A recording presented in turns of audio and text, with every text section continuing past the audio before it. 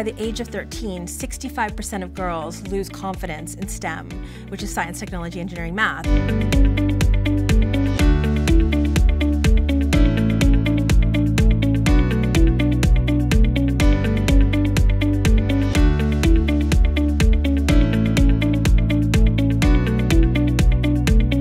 We've got like one called Find a Hot Dog, and so one of our characters comes up in a little video and she says, hey, help me find hot dogs in New York City.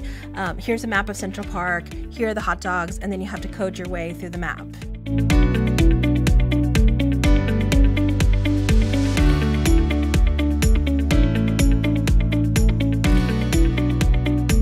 It was a beautiful shock about how necessary this product was and how engaging it was to the public that came to the toy fair.